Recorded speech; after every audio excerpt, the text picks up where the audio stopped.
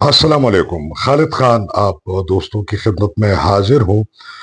میرے اندازے اور توقعات کے عین مطابق کل سے سوشل میڈیا پہ ایک سازشی تیوری کو وائرل کرنے کی کوششیں شروع ہو گئی ہیں۔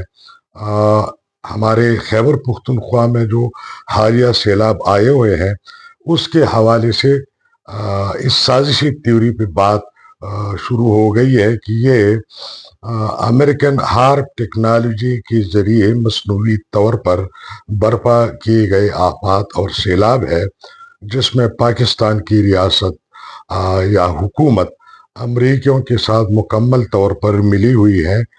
اور چونکہ خیبر پختونخوا کی طول و عرض میں انتہائی قیمتی معدنیات ہے اور جو علاقے زیر آب آئے ہیں تو یہ معدنیات سے بھرے ہوئے ہیں، تو وہاں انسانوں کے قتل عام کے لیے اور وہاں سے لوگ نقل مکانی پہ مجبور ہو، تو یہ منصوبہ لانچ کیا گیا کیونکہ دہشت گردی کے حوالے سے علاقوں کو خالی کرنے میں ناکامی ہو رہی ہے۔ تو قدرتی آفت سیلاب کے ذریعے جو ہے اس کی شروعات ہو گئی ہے۔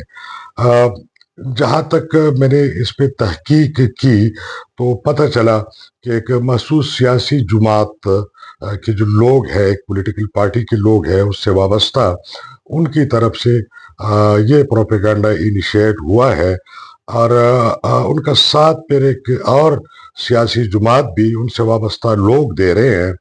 جو جماعتی فیصلہ تو مجھے نہیں لگتا، شخصی فیصلہ لگتا ہے، اور ان کے دیکھا دیکھی جو جس طرح ہمارے لوگ ہیں کہ نہ ان میں شعور ہے نہ سمجھ ہے، اور ایک راہ پہ وہ ہو جاتے ہیں، ایک ٹرینڈ کے پیچھے چل پڑتے ہیں۔ تو مجھے یہ خدشہ ہے کہ آنے والے چند دنوں میں یہ جو سازشی تیوری ہے یہ ہر پاکستانی کے ذہن میں نقش ہو جائے گی۔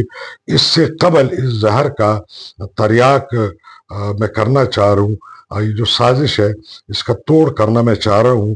تو آج ہم سائنسی بات کریں گے کہ ہارپ ٹیکنالوجی ہے کیا اور یہ کس طرح کام کرتی ہے، اور پھر تھوڑا سا وضاحت بھی کریں گے اس کے بعد کہ ہمارے ہاں جو سیلاب آئی ہوئی ہے اس کی وجوہات کیا ہے۔ تو دوستو، چونکہ میں رسمی طور پر سائنس کا طالب علم نہیں رہا ہوں، تو سائنسی موضوعات میں نوٹس کے ذریعے پڑھ کے آپ سے شیئر کر رہا ہوں۔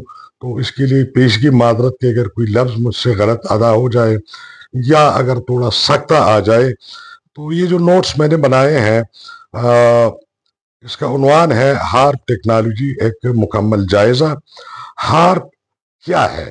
ایک سوالیہ نشان کے ساتھ موضوع پہ بات کرتے ہیں کہ ہارپ ٹیکنالوجی آخر ہے کیا، کس بلا کا نام ہے۔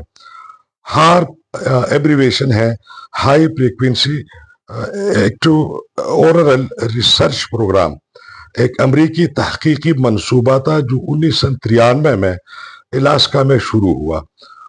اس منصوبے کے پیچھے تین بڑے ادارے تھے، جن میں امریکی فضائیہ، امریکی بحریہ نیوی، امریکی دفاعی تحقیقی ایجنسی، یہ تین ادارے شامل تھے، اور ان کے ساتھ الاسکا یونیورسٹی ان کا تعاون تھا۔ لیکن اس پہ ایک وقت تک کام کر کے بعد ازاں یہ تینوں ادارے اس سے دستبردار ہوئے، امریکی فضائی، امریکہ بحریہ اور امریکی دفاعی تحقیقی ایجنسی۔ اور یہ پروگرام جو ہے ہارپ ٹیکنالوجی کا یہ جو پروگرام ہے اس کو الاسکا فیئر بینکس جو یونیورسٹی ہے ان کے حوالے کر دیا گیا، اور اس پروگرام میں اب دنیا سے کوئی بھی سائنٹسٹ ایکیڈیمک پرپسز کے لیے اس میں حصہ لے سکتا ہے۔ یہ مطلب کوئی خفیہ ریسرچ پروگرام ہے نہیں۔ اس پروگرام میں انہوں نے اسٹڈی کیا کرنا تھا امریکیوں نے۔ یہ پروگرام دراصل زمین کے فضا کے اوپر حصے جہاں پہ جسے کہتے ہیں آئنو اسپیئرس کا مطالبہ، ایک چیز ہوتے ہے اس کا مطالعہ کرنے کے لیے بنایا گیا تھا۔ اب آگے یہ آئنو اسپیئر کیا ہے؟ یہ زمین کے اوپر 60 کلومیٹر سے 1000 کلومیٹر کی اونچائی تک موجود ہوتے ہیں۔ سورج کی شعاؤں کی وجہ سے اس میں گیس کے ذرات برقی ذرات میں تبدیل ہو جاتے ہیں۔ ریڈیو رابطے، جی پی ایس سگنلز اور سیٹلائٹ نظام سب آئنو سپیر کے ذریعے چلتے ہیں. ان سے ان کا اثر کام کے دوران ان پہ پڑتا ہے. جب سورج کی طوفان یا مقناطیسی طوفان آتے ہیں تو رابطہ متاثر ہوتا ہے. ہارپ کیسے کام کرتا ہے؟ الاسکا میں ایک بڑا ریڈیو ٹرانسمیٹر نظام بنایا گیا ہے. یہ ٹرانسمیٹر ہائی فریکوینسی ریڈیو لہریں آسمان کی طرف بھیجتا ہے. ان لہروں سے آئنو اسپیر کا ایک چھوٹا سا حصہ گرم ہو جاتا ہے. پھر سائنسدان دیکھتے ہیں کہ اس سے ریڈیو لہروں اور سگنلز پر کیا اثرات پڑتے ہیں. یاد رکھیے یہ اثر جو ہے یا یہ جو اثرات ہے یہ صرف محدود علاقے میں اور عارضی طور پر ہوتے ہیں. پوری دنیا یا کوئی بڑا خطہ اس سے متاثر نہیں ہو سکتا، یہ اس کو کور نہیں کر سکتے.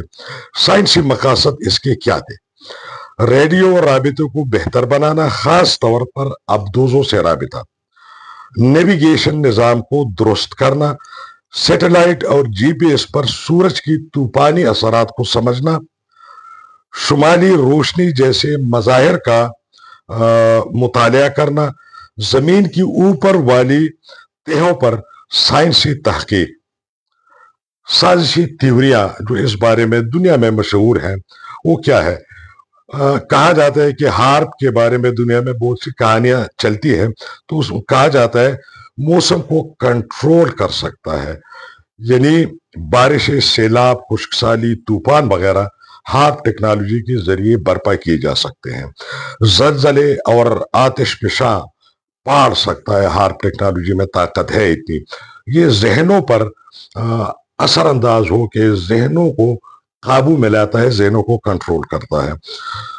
یہ تمام باتیں سوشل میڈیا اور سیاست میں تو عام تھی، لیکن سائنسی عام تھی اور ہیں اور رہیں گی، لیکن سائنسی طور پر ابھی تک ان کی کوئی ثبوت ملے نہیں ہے. حقیقت کیا ہے؟ ہارپ کی توانائی اتنی زیادہ نہیں ہے کہ بہت بڑے علاقے کا موسم بدل دے. یہ صرف چند کلومیٹر کے دائرے میں اپنا اثر ڈالتا ہے، اور وہ بھی وقتی طور پر. سیلاب اور بارش جیسے بڑے مظاہر، ماحولیاتی تبدیلی، مونسون کا جو نظام ہے، سمندری درجہ حرارت اور مقامی فضا کی وجہ سے، آلودگی کی وجہ سے ہوتے ہیں.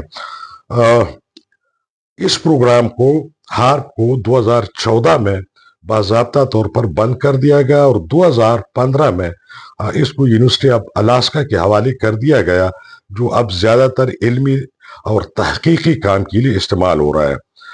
ہارپ اور پاکستان میں آئے ہوئے سیلاب، خصوصاً خیبر پختونخوا میں، تو ان کا آپس میں کیا تعلق ہے؟ یا جو ہمارے ہاں سیلاب آئے ہوئے ہیں تو کیا یہ ہارپ ٹیکنالوجی کے ذریعے معدنیات کے حصول کے لیے، انسانوں کو مارے جانے کے لیے، یا اس کی وجوہات کیا ہے؟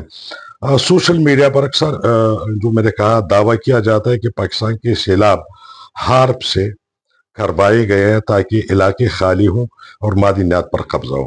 لیکن حقیقت یہ ہے کہ پاکستان میں سیلاب کی بڑی وجوہات ہیں، اور وہ کیا ہے؟ بے ہنگم تعمیرات اور دریاؤں کے راستے بند کرنا، ماحولیاتی تبدیلی اور مونسون بارشوں میں شدت، گلیشیئر کا تیزی سے پگھلنا، جنگلات کی بے دریغ کٹائی، ناقص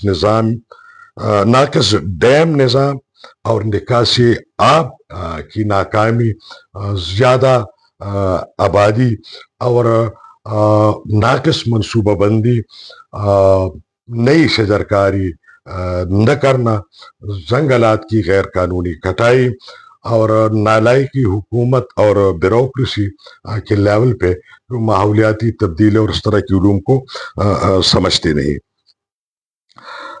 نتیجہ ہم کیا اخذ کریں گے اس بات سے؟ ہارپ ایک تحقیقی منصوبہ تھا. اس کو ہتھیار یا موسمی کنٹرولر ثابت کرنے کے لیے کوئی سائنسی شہادت موجود نہیں ہے. سیلاب اور قدرتی آفات کے اصل اسباب انسانی بد انتظامی، ماحولیاتی تبدیلی اور قدرتی نظام ہے. دوستو، اب چونکہ میں پڑھنے کا مرحلہ تو تمام ہوا تو میں محسن بات کرتا ہوں. دیکھیے پاکستان میں سازشی تھیوری سے چلتی ہے، یہ عام سی بات ہے. ہم لوگوں کی ایک عادت ہے کہ اپنی کوتاہیوں کے لیے کسی کو مورد الزام ٹھہرانا. کتنے معدنیات ہے خیبر پختونخوا میں، اس کے لیے دہشت گردی کی کون سی ضرورت ہے، سیلاب لانے کی کون سی ضرورت ہے، کیا خیبر پختونخوا کسی دشمن ملک کے قبضے میں ہے؟ اس پہ تو ہم اگلی ویڈیوز میں بات کریں گے، بہت زیادہ کریں گے تاکہ لوگ ایجوکیٹ ہو سکے. لیکن یہ اور اسی یوٹیوب چینل پہ زبان خلق پہ آپ دیکھیں تو سیلاب کے موضوع پہ بہت ساری معلوماتی باتیں ہیں اور ہم کرتے رہیں گے، یہ دیگر لوگ بھی کر رہے ہیں.